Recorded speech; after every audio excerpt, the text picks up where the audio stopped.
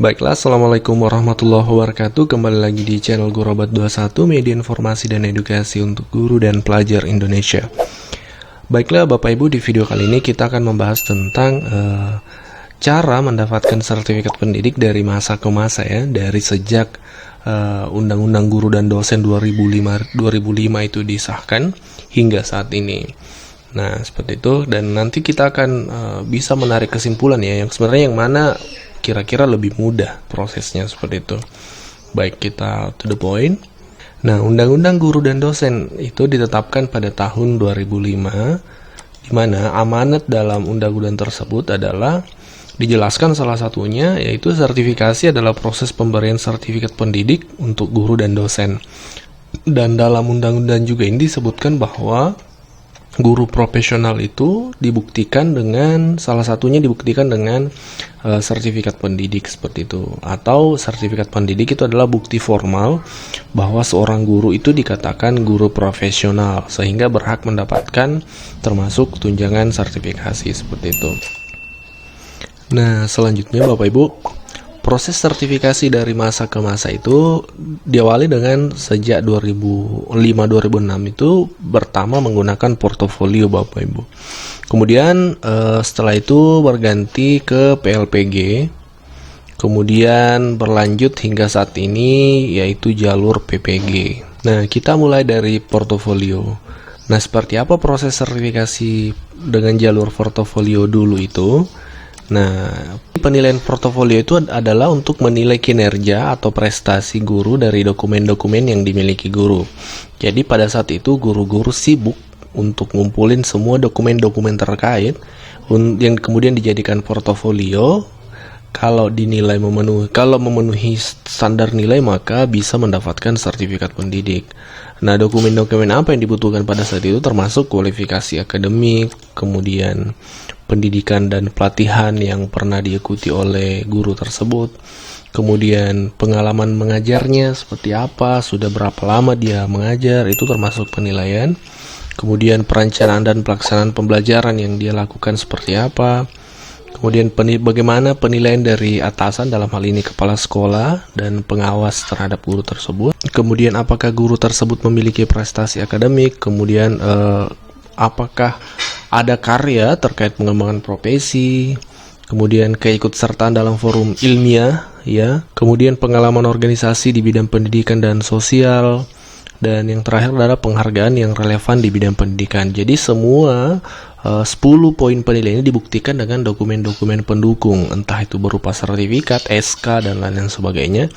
Nah, inilah disatukan dalam bentuk portofolio, kemudian akan dinilai. Jika memenuhi standar penilaian, maka berhak mendapatkan sertifikat. Jadi hanya mengumpulkan dokumen-dokumen saja, seperti itu.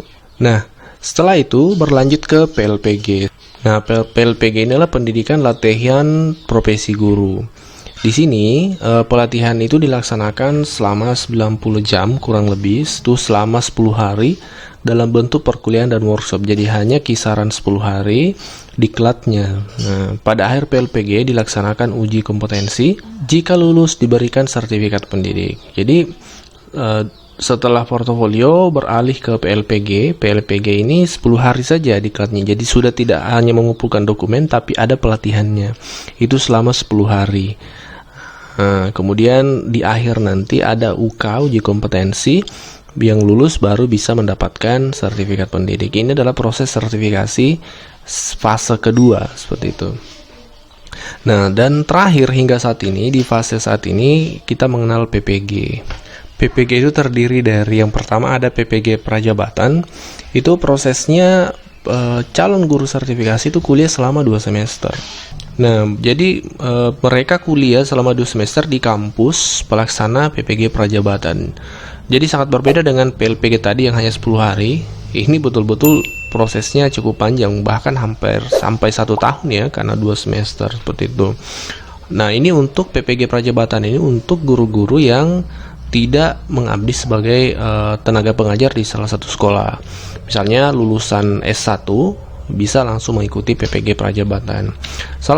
Dan kedua adalah PPG dalam jabatan. Ini khusus untuk guru-guru yang sudah aktif mengajar di salah satu sekolah. atau yang sudah aktif baik itu sebagai PNS maupun honorer.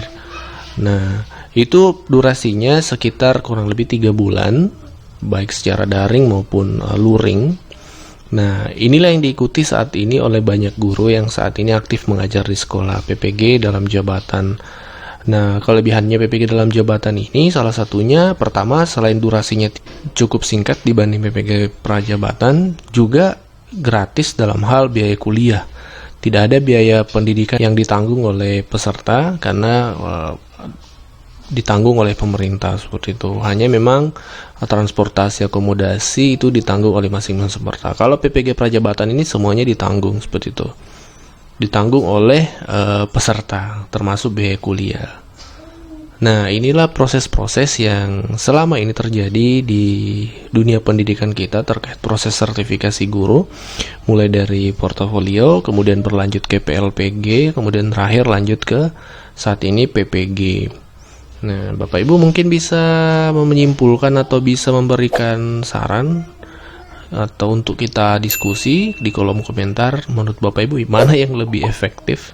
Dan mungkin Bapak Ibu yang sudah sertifikasi melalui proses portofolio dan PLPG bisa memberikan informasi tambahan nih sebagai informasi buat kita semua, seperti apa mekanismenya dulu, atau mungkin ada yang keliru dari konten ini bisa dikoreksi seperti itu. Baik, terima kasih untuk Bapak Ibu. Semoga konten ini bermanfaat dan bisa menjadi bahan diskusi untuk kita. Salam sukses untuk guru Indonesia. Wassalamualaikum warahmatullahi wabarakatuh.